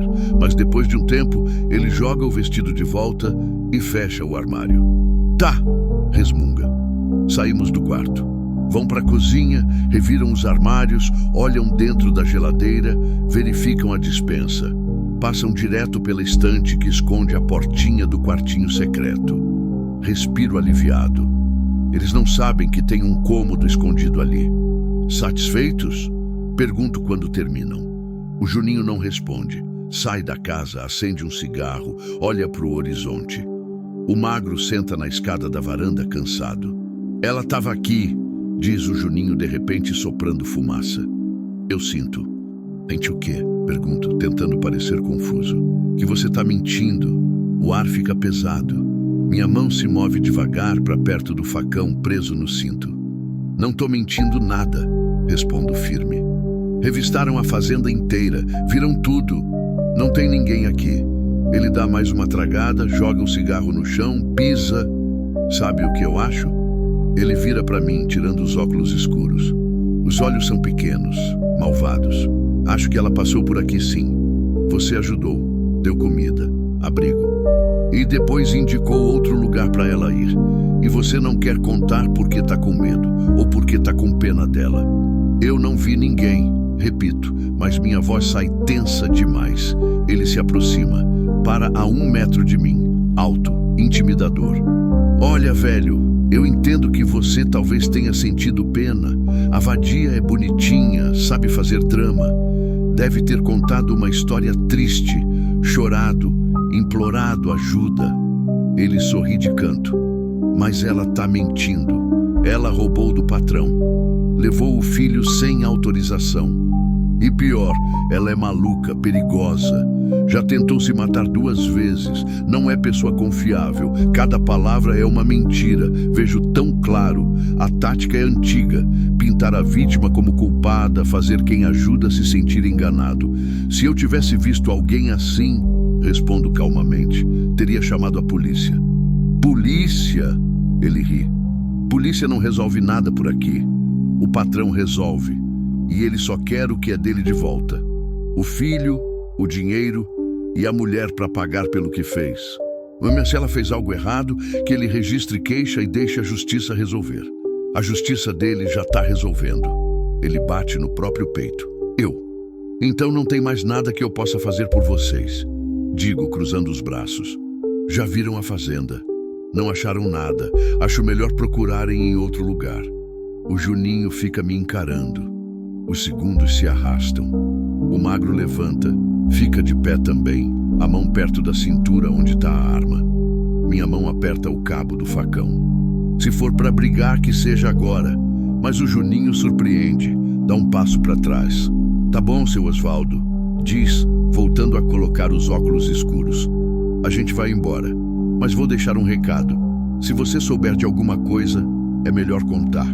O patrão está oferecendo 5 mil reais para quem der informação. 5 mil. Dá para comprar muita coisa com isso. 5 mil reais. É quase 6 meses de renda da fazenda.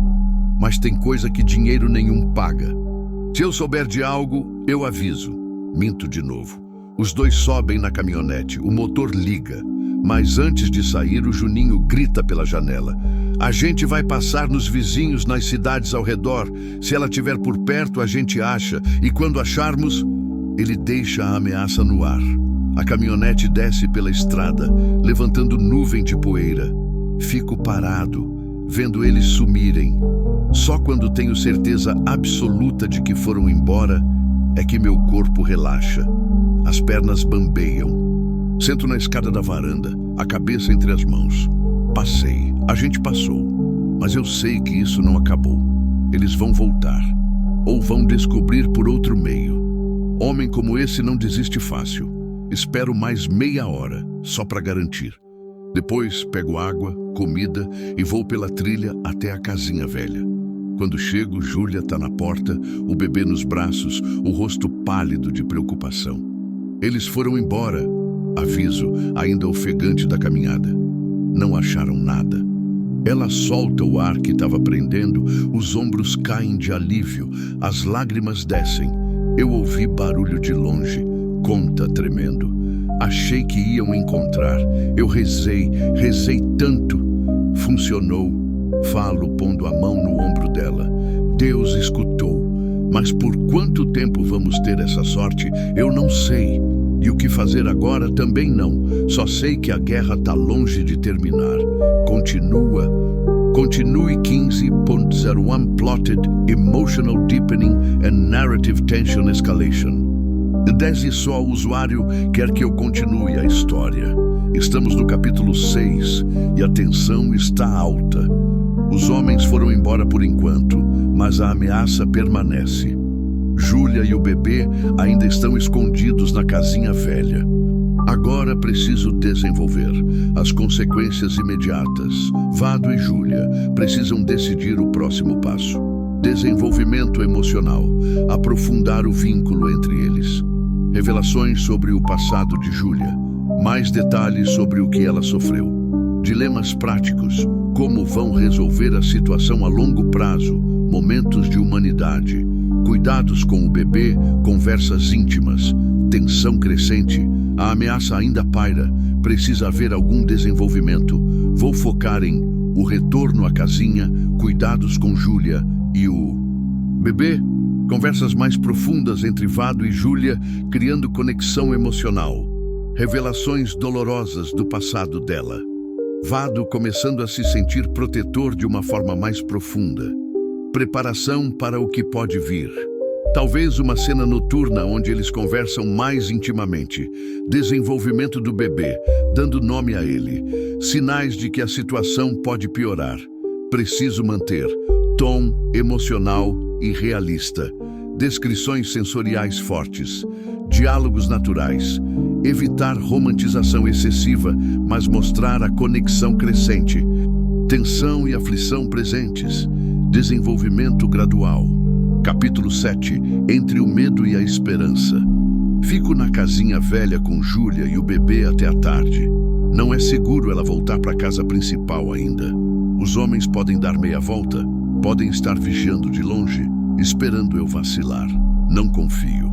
Então a gente fica ali, naquele espaço apertado que cheira a mofo e terra molhada. Trouxe mais comida, mais água, coberta extra. O bebê mama no peito da Júlia, que ainda está fraca, mas consegue produzir um pouco de leite. Complemento depois com o leite de vaca diluído.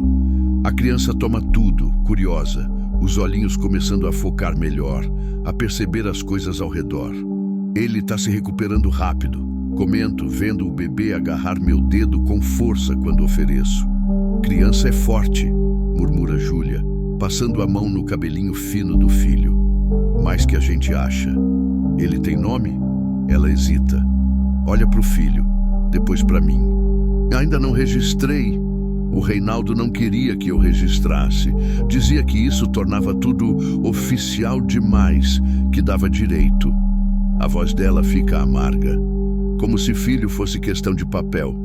Mas você deve chamar ele de alguma coisa. Miguel, ela sussurra, e um sorriso pequeno, triste, aparece no canto da boca. Eu chamo ele de Miguel por causa do meu avô. Ele era a única pessoa da minha família que prestava. Me criou quando minha mãe sumiu. Morreu quando eu tinha 15 anos. Miguel. O nome fica bonito na boca dela. Miguel é nome forte. Falo. Nome de quem luta. Igual a ele. Ela beija a testinha do bebê. Sobreviveu a tanta coisa já. Merece um nome de guerreiro. Fico ali sentado no chão de cimento, de costas para a parede fria, olhando mãe e filho. A luz do sol entra pela janela sem vidro, iluminando a poeira que dança no ar. Lá fora, o barulho do córrego correndo, pássaros cantando no mato, vento nas folhas. Parece tão tranquilo, tão longe do perigo. Mas eu sei que o perigo está ali perto, só esperando a hora certa de voltar. Você precisa comer mais, falo, oferecendo o pão com geleia que trouxe. Tá muito magra, não vai ter força nem para cuidar do Miguel. Ela pega, come devagar. Cada mordida parece custar esforço, como se o corpo tivesse esquecido como processar comida direito. Faz tempo que eu não como bem, admite. Ele controlava até isso, a comida. Dizia que eu estava gorda, que ninguém ia me querer assim. Me dava só o resto, o que sobrava dos clientes do bar. Cerro os dentes, sentindo a raiva subir de novo. Como pode? Controlar até a comida? Há quanto tempo você estava com ele? Pergunto, tentando manter a voz calma. Júlia termina de mastigar, engole com dificuldade. 3 anos. Conheci ele quando tinha 22. Eu trabalhava numa lanchonete em Araguaína. Ele ia lá, pedia cerveja, conversava. No começo era educado, gentil até. Me levava para passear, me dava presente. Ela ri sem humor. É clássico, né? Sempre é assim no começo. Quando começou a ficar ruim, uns 3 meses depois que a gente começou a namorar. Primeiro foi ciúme. Não podia falar com outro homem. Não podia usar roupa que ele achava curta demais. Depois foi isolamento. Ele me fez largar o emprego, me levou para morar com ele na casa dos fundos do bar. Dizia que ia cuidar de mim, que eu não precisava trabalhar. Ela aperta o bebê contra o peito. Mas não era cuidado, era prisão. Você tentou sair antes de engravidar? Tentei 2 vezes. Das 2 ele me achou. Me trouxe de volta. Me trancou. A voz dela quebra. Me bateu tanto que fiquei dias sem conseguir levantar da cama. Quebrou meu braço uma vez. Disse pro médico que eu tinha caído da escada e eu confirmei a história. Com medo, com vergonha. Olho pro braço dela. Tem uma marca, uma cicatriz no pulso, meio torta. Foi aí? Ela acena com a cabeça. Não sarrou direito. Não tinha dinheiro para fazer cirurgia, endireitar. Ficou assim. Ela torce o punho, mostrando como não dobra completamente. Toda vez que eu olho, lembro do dia que ele quebrou. O silêncio pesa. Só o som do córrego lá fora, constante e indiferente ao sofrimento humano. E quando você engravidou? Pergunto baixinho. Não foi planejado. Ela olha para o Miguel, os olhos cheios de lágrimas. A gente não se prevenia. Ele não gostava de camisinha e eu não podia tomar anticoncepcional porque ele achava que ia me fazer engordar. Quando descobri que estava grávida, fiquei apavorada. Sabia que ele ia ficar furioso. E ficou? Muito. Gritou, quebrou tudo na casa, me xingou de tudo que você imagina. Disse que eu tinha feito de propósito para prender ele. Me levou numa mulher que faz aborto clandestino. Ela fecha os olhos, a dor estampada no rosto. Mas quando chegou lá e eu vi a agulha, os ferros, o lugar sujo, eu não consegui. Implorei para ele deixar eu ter o bebê, prometi que ia cuidar sozinha, que ele nem ia precisar ver. Ele ficou com tanta raiva que me bateu ali mesmo, na frente da mulher. Ela teve que intervir, senão ele tinha me matado grávida mesmo. Meu Deus, sussurro, sentindo um peso no peito. Mas ele acabou deixando eu ter. Continua, limpando as lágrimas. Não porque teve pena, porque ele achou que um filho ia me prender mais ainda, que eu nunca ia conseguir fugir carregando uma criança. E por muito tempo ele estava certo. Eu não conseguia imaginar como sair dali com um bebê pequeno. Não tinha dinheiro guardado, não tinha para onde ir. Minha família, não tenho mais ninguém. O avô morreu, a mãe sumiu faz anos, nunca conheci o pai. Então o que mudou? Pergunto. O que fez você finalmente fugir? Ela olha para o Miguel, que dorme tranquilo nos braços dela. Ele bateu no Miguel, diz, e a voz sai carregada de uma raiva fria que eu ainda não tinha visto nela. O bebê tinha 2 semanas, chorava muito de noite, cólica. E o Reinaldo tinha bebido, estava irritado porque não conseguia dormir. Ele levantou, foi até o berço e pegou o Miguel pelo braço. Ergueu ele, gritou na cara dele para parar de chorar. O Miguel chorou mais, assustado. E aí o Reinaldo, ela não consegue continuar. Os soluços tomam conta, mas eu já entendo. Ele bateu num bebê de 2 semanas. Sinto uma fúria tão grande que minhas mãos tremem. Se esse homem estivesse aqui agora, eu não sei o que seria capaz de fazer. Foi nessa noite. Júlia continua controlando o choro. Eu esperei ele dormir bêbado. Peguei o Miguel, coloquei dentro da camisa e saí pela janela dos fundos. Não levei nada, nem roupa, nem dinheiro, nada. Só meu filho. E corri. Corri até não aguentar mais. Peguei a carona com o caminhoneiro. Andei o resto. E quando desmaiei, eu achei que tinha perdido. Achei que a gente ia morrer ali, na beira daquela estrada, sem ninguém saber, sem ninguém se importar. Mas não morreu, falo me aproximando, ajoelhando na frente dela.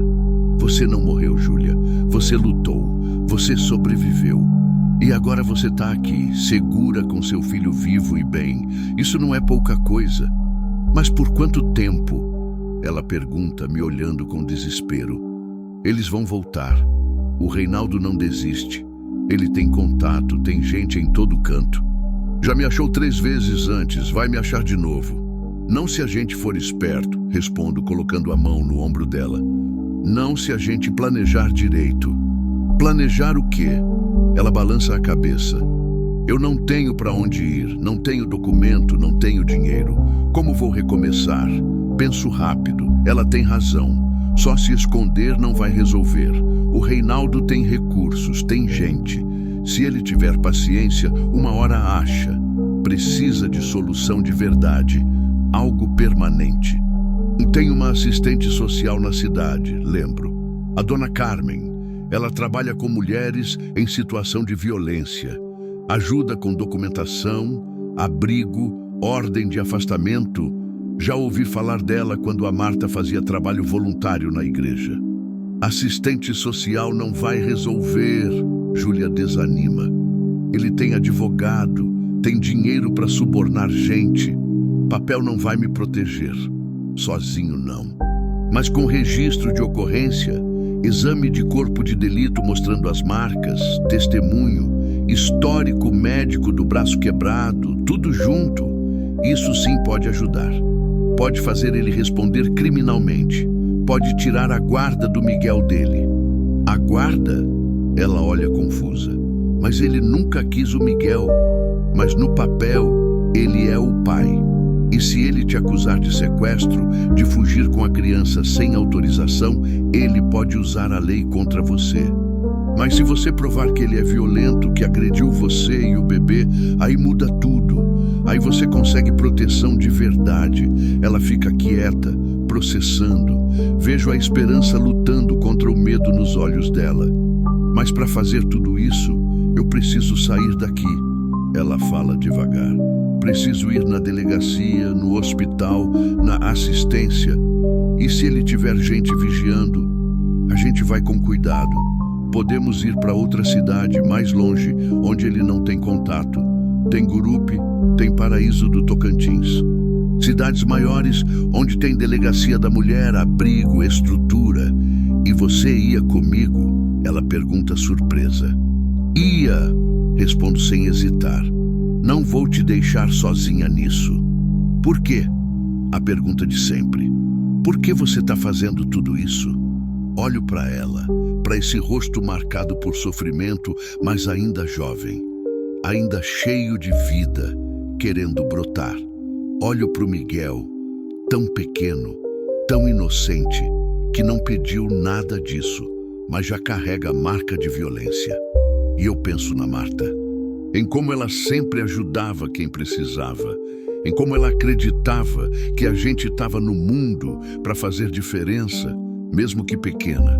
Porque a Marta faria o mesmo, falo, e a voz sai embargada. E por quê? Porque eu não posso salvar todo mundo. Não pude salvar ela do câncer, mas posso tentar salvar vocês. E talvez isso seja o suficiente para dar sentido para o tempo que eu ainda tenho aqui. Júlia chora de novo, mas dessa vez também sorri. É um sorriso pequeno, cansado, mas real. Obrigada, Vado, ela sussurra. Obrigada por não ter virado as costas. Não precisa agradecer, respondo apertando a mão dela. A gente tá junto nisso agora, até o fim. Fico com eles até o sol começar a descer. Quando tenho certeza que os homens não voltaram, que não tem movimento estranho, levo Júlia e o Miguel de volta para casa. Ela toma banho morno no chuveiro elétrico que esquenta pouco, veste uma roupa limpa da Marta que eu ofereço. Fica grande, mas serve. Dou sopa quente, pão fresquinho que fiz na hora, café com leite. Vejo ela comer com apetite pela primeira vez. Vejo o Miguel mamando tranquilo, sem pressa, sem medo. Vejo os dois ali na minha cozinha, sob a luz amarelada do lampião, e percebo, essa casa não tá mais vazia. Não sei por quanto tempo eles vão ficar. Não sei o que vai acontecer amanhã ou depois. Não sei se a gente vai conseguir vencer o Reinaldo, vencer o medo, vencer o passado. Mas hoje, nessa noite, a gente tá seguro. A gente tá junto. E a gente tá vivo. E por enquanto isso basta. Continue 15.04 Architected Final Chapter with Transformative Resolution and Emotional Impact. O usuário quer que eu continue a história. Estamos no capítulo 7 e o próximo seria o capítulo 8, que é o último. Preciso criar uma conclusão poderosa que mostre a transformação do fazendeiro. Apresente uma virada decisiva sobre o Reinaldo. Demonstre esperança e recomeço. Mantenha a atenção até o final. Dê um desfecho significativo sobre humanidade, perda e novos começos. Seja emocionalmente impactante. Mantenha o tom realista e brasileiro. Vou criar uma cena onde o Reinaldo aparece pessoalmente. Osvaldo precisa tomar uma atitude definitiva. Júlia encontra sua própria força. Há uma resolução que envolve no comunidade, autoridades. O final mostra a transformação de todos e um novo começo. Preciso manter o estilo emotivo, com descrições sensoriais, diálogos curtos e realistas e uma mensagem forte sobre empatia, segundas chances e encontros que curam. Capítulo 8. O dia que tudo mudou. Passam-se 3 dias de calmaria. 3 dias onde eu e Júlia montamos uma rotina. Ela dorme no quarto de hóspedes, eu no meu. O Miguel fica num berço improvisado, que fiz com a caixa de madeira e cobertas macias. De manhã cedo, tiro o leite das vacas, faço café forte, preparo mingau para o bebê. Júlia vai recuperando as forças aos poucos, come melhor, o rosto ganha cor, os olhos perdem aquele brilho de pavor constante. A gente conversa, muito. Nas tardes quentes, sentados na varanda enquanto o Miguel dorme, ela me conta da infância difícil, do avô que a criou com amor mesmo na pobreza, dos sonhos que tinha de estudar enfermagem. Eu conto da Marta, de como nos conhecemos na festa junina da igreja, de como ela me fez um homem melhor só por existir. Ela ia gostar de você, falo numa dessas tardes, olhando para o horizonte onde o sol começa a descer. A Marta sempre teve um coração mole para quem estava sofrendo. Você fala dela como se ainda estivesse aqui, Júlia comenta, embalando o Miguel. De certo jeito ela tá, respondo tocando no peito. Aqui dentro, me guiando. Me lembrando de ser gente boa mesmo quando é difícil.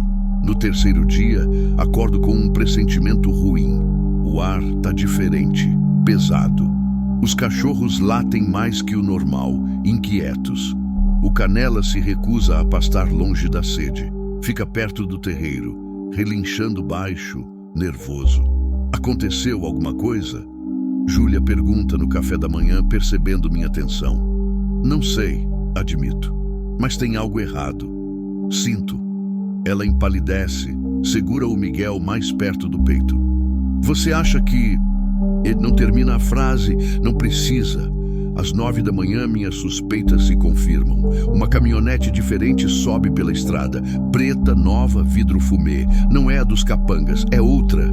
Meu estômago aperta. Pego a espingarda, verifico a munição. Júlia, vai pro esconderijo, ordeno firme. Agora. Vado, eu... Agora! Não tem espaço para discussão na minha voz. Ela obedece, correndo para o quartinho secreto com o Miguel. Fecho a porta, arrumo a estante, volto para a varanda. A caminhonete para. A porta do motorista abre e dele desce um homem que eu sei, só de olhar, que é o Reinaldo. Alto, forte, cabelo gel puxado para trás, camisa social branca com as mangas dobradas mostrando os braços musculosos.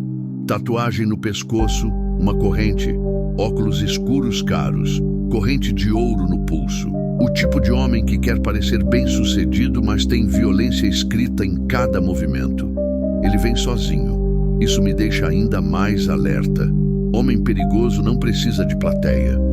Osvaldo Ferreira de Oliveira. Ele diz meu nome completo sorrindo. A voz é grave, controlada. Posso te chamar de Vado? Pode falar o que veio fazer e ir embora. Respondo, descendo da varanda, mas mantendo distância. Ele ri, um som sem humor, direto ao ponto. Gosto disso. Tira os óculos, me encara com olhos castanhos e frios. Meus funcionários vieram aqui uns dias atrás. Disseram que você foi muito colaborativo. Mostrou a fazenda toda, mas não acharam nada. Porque não tem nada para achar. Veja, Vado, eu acho que você está mentindo. Ele dá um passo na minha direção. E eu não gosto quando mentem para mim. E eu não gosto quando invadem minha propriedade fazendo ameaça. Respondo firme. Ameaça? Ele finge surpresa. Eu não vim ameaçar. Vim negociar. Não tenho nada para negociar com você. Ele suspira, como se estivesse lidando com uma criança teimosa. 10 mil reais, diz de repente. É o que eu pago se você me disser onde ela tá. 10 mil, o dobro da oferta anterior. É quase um ano de renda da fazenda. Já disse. Não sei de quem você tá falando. Da Júlia. Ele solta o nome dela com desprezo. Minha mulher, que roubou meu dinheiro e fugiu com meu filho. Se ela é sua mulher, trata mal. Solto, não conseguindo segurar. Mulher que apanha do marido tem todo o direito de fugir. O rosto dele muda. A máscara de civilidade cai. Os olhos escurecem. Ah, ele sorri. Mas agora é um sorriso perigoso. Então você viu ela. Ela te contou historinha, foi? Te fez de idiota, velho. Ninguém me fez de idiota. E ela não tá aqui. Onde ela tá então? Não sei, não faço ideia. Ele estuda meu rosto procurando mentira. Depois olha para casa, para os arredores, para o mato. Sabe o que eu acho? Ele volta a falar, a voz baixando um tom, ficando perigosa. Acho que ela tá aqui sim, escondida. E você, velho solitário que vive sozinho nessa fazenda do fim do mundo, achou que podia brincar de herói. Achou que podia salvar a donzela em perigo. Ele ri de novo. Mas você não sabe com quem tá mexendo. E você não sabe em quem tá mexendo. Respondo, e minha mão aperta o cabo da espingarda. Ele percebe o movimento. Para, avalia. Você ia atirar em mim? Pergunta incrédulo. Velho, se você atirar em mim, você vai preso. E aí quem vai proteger a Júlia? Se eu atirar em você, vai ser em legítima defesa. Você invadiu minha propriedade, tá me ameaçando. Tenho todo o direito. A tensão toma conta do ar. Os segundos se arrastam. Eu vejo ele pensando, calculando, vejo a raiva lutando contra a racionalidade e então ele faz algo inesperado. Volta para a caminhonete, abre a porta de trás e tira uma lata de gasolina. Meu sangue gela. Última chance, Vado. Ele diz erguendo a lata. Você me diz onde ela tá ou eu toco fogo nessa casa velha. Com você dentro se quiser. Você não vai fazer isso. Falo, mas minha voz sai menos firme. Não? Ele abre a tampa da lata, Começa a derramar gasolina no chão, fazendo uma trilha em direção à casa. Quer apostar? Meu coração dispara. Ele tá louco. Louco de verdade. Para com isso, grito erguendo a espingarda. Ele para, me olha, sorri. Atira então. Vamos ver se você tem coragem. Eu aponto a arma para ele. Meu dedo no gatilho. Minha mão treme. Nunca atirei em ninguém na vida. Nunca matei nada além de galinha e porco para comer. Mas ele continua derramando a gasolina. O cheiro forte invade minhas narinas. A trilha molhada sobe os degraus da varanda. Vado não! Escuto a voz da Júlia.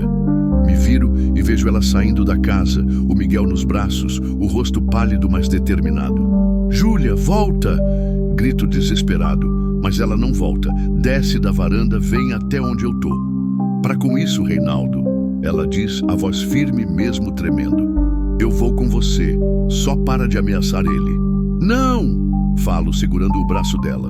Você não vai lugar nenhum. Reinaldo larga a lata, vem caminhando até a gente, o sorriso vitorioso no rosto. Sabia que você estava aqui, ele diz para Júlia.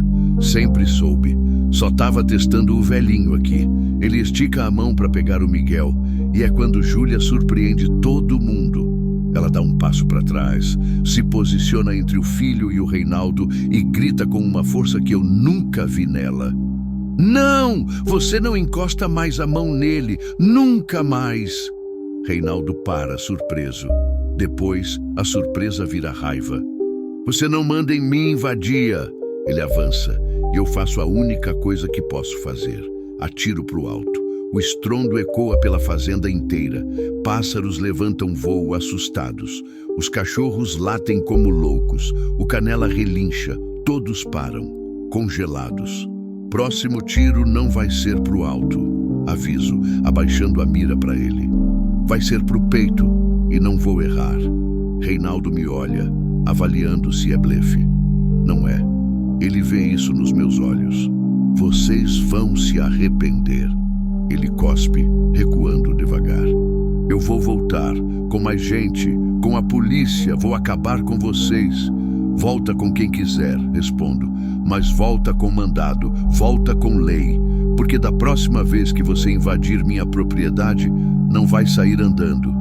Ele entra na caminhonete e bate a porta com força. O motor ronca, mas antes de ir embora, ele grita pela janela. A Júlia é minha, o moleque é meu, podem fugir pro inferno que eu vou achar. A caminhonete sai em disparada, levantando nuvem de poeira. Assim que ele some de vista, minhas pernas bambeiam. A espingarda quase cai da minha mão. Júlia me segura pelo braço. Você atirou, ela diz em choque. Você realmente ia atirar nele. Ia, confirmo, e não tem dúvida na minha voz. Se ele encostasse em você ou no Miguel, eu ia. Ela me olha, os olhos cheios de lágrimas, mas também de algo novo. Admiração, respeito, gratidão. Agora ele sabe onde eu tô. Ela sussurra apavorada. Ele vai voltar, com mais gente. Vai fazer o que falou. Então a gente vai primeiro, falo, colocando a mão no ombro dela. Hoje mesmo. A gente vai na delegacia, registra tudo. A ameaça, a invasão, a violência. A gente procura a assistente social, pede proteção. A gente faz isso do jeito certo, do jeito da lei. Você acha que vai adiantar? Sozinho, talvez não, mas com testemunha, com registro, com prova, a gente tem uma chance. E uma chance é melhor que nada. Júlia olha para o Miguel, que milagrosamente dormiu durante toda a confusão. Depois olha para mim. Tá bem, ela concorda. Vamos fazer isso, do jeito certo. 3 horas depois, estamos na delegacia de Paraíso do Tocantins. Júlia presta depoimento. Mostra as marcas no corpo, os hematomas que ainda não sumiram, a cicatriz do braço quebrado, os cortes nos pés de quando fugiu descalça. O delegado, um homem de uns 40 anos com um jeito cansado mas atencioso, ouve tudo, anota, tira foto. Isso é grave, senhora, ele diz, fechando o caderno. Lesão corporal, cárcere privado, ameaça. Vou abrir inquérito e vou pedir medida protetiva para a senhora. Ele não vai poder chegar perto. Mas ele tem advogado, Júlia argumenta. Tem dinheiro, vai subornar gente. Pode até tentar, o delegado responde. Mas aqui não funciona assim. Violência doméstica a gente leva a sério e com testemunha como o Sr. Osvaldo, a coisa fica mais forte. Eu presto meu depoimento também. Conto da invasão, da ameaça com gasolina, de tudo. O delegado parece satisfeito. O senhor fez certo em não atirar, ele me diz. Mas atirar para o alto para defender sua propriedade, isso é legítimo. E se ele voltar, o senhor tem direito de se proteger. Depois da delegacia, vamos na assistência social. A dona Carmen, que eu conhecia de nome, nos recebe com carinho. É uma mulher de uns 50 anos, cabelo grisalho preso num coque, óculos de leitura pendurado no pescoço, sorriso cansado, mas genuíno. Conheço casos como o seu, ela diz para Júlia, segurando a mão dela. E sei que é difícil, mas você fez a parte mais difícil. Saiu. Agora a gente vai te ajudar a reconstruir. Ela explica sobre abrigo, sobre programas de apoio, sobre como conseguir documentação nova, emprego, recomeço. E o bebê, Júlia pergunta, ele pode usar isso para tirar o Miguel de mim? Não, se você provar que ele é violento e incapaz, Dona Carmen garante. Com o boletim de ocorrência, com laudo médico, com testemunha, a gente constrói um caso forte. A justiça protege a mãe e a criança quando há violência. Pela primeira vez em dias, vejo esperança de verdade nos olhos da Júlia. Voltamos para a fazenda quando já escureceu. Estamos cansados, exaustos, mas também mais leves. Fizemos o que tinha que ser feito. Agora é esperar a lei funcionar. Naquela noite fazemos uma janta simples. Arroz, feijão, ovo frito, salada da horta. Comemos em silêncio, mas é um silêncio confortável. O Miguel dorme tranquilo no berço. Lá fora, os grilos cantam, as estrelas brilham, a vida segue. Vado, Júlia fala de repente, me olhando do outro lado da mesa. Obrigada, por tudo, por não ter desistido da gente. Você que não desistiu, corrijo. Você que lutou, eu só estive aqui. Fiz o que qualquer um faria. Não, ela balança a cabeça. Não é verdade. Muita gente virou as costas para mim antes. Você foi o único que ficou. Não sei o que dizer, então só aceito o agradecimento com um aceno de cabeça. E agora? Ela pergunta. Quando a poeira baixar, quando tudo se resolver, eu vou precisar sair daqui, procurar meu lugar. Não posso ficar aqui para sempre. Sinto um aperto no peito, sei que ela está certa, mas a ideia da casa vazia de novo dói mais do que deveria. Você pode ficar o tempo que precisar, falo. Não tem pressa. Mas eu não quero abusar, não é abuso. Procuro as palavras certas. É companhia, é propósito, é lembrar que essa casa ainda pode abrigar vida. Ela sorri, um sorriso pequeno, mas bonito. Quem sabe eu não fico um tempo mesmo então, até me recuperar de verdade, até conseguir juntar um dinheiro, arrumar emprego, ter meu próprio lugar. Ela olha para mim. Se você deixar, deixo, respondo, e sinto algo que não sentia faz 3 anos. Felicidade genuína. Vocês podem ficar. Naquela noite, depois que Júlia e o Miguel dormem, saio para a varanda. A noite está linda, cheia de estrelas, o ar fresco. Sento na cadeira de balanço que era da Marta e olho para o céu. Obrigado, sussurro, sem saber se estou falando com Deus, com a Marta ou com o destino. Obrigado por colocar eles no meu caminho. E pela primeira vez, desde que a Marta morreu, sinto que viver vale a pena de novo. Que amanhã vai ter sentido. Que minha vida ainda tem propósito. 2 meses depois, Júlia conseguiu emprego na padaria da cidade. Sai cedo, volta no fim da tarde. Eu cuido do Miguel enquanto ela trabalha. Dou uma madeira, troco fralda, faço ele dormir, cantando modinha sertaneja desafinada que o bebê parece gostar mesmo assim. O Reinaldo tentou voltar uma vez, A polícia o pegou antes de chegar na fazenda. Agora ele responde a processo e tem ordem para ficar longe. Pode até ir preso se descumprir. A casa tá cheia de novo. Tem roupa de bebê secando no varal.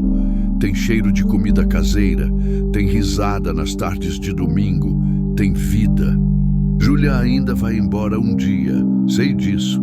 Quando ela juntar dinheiro suficiente, quando se sentir forte o bastante, ela vai buscar o próprio caminho e tá tudo bem. Porque o que importa não é quanto tempo ela fica, é o que esse tempo mudou em mim.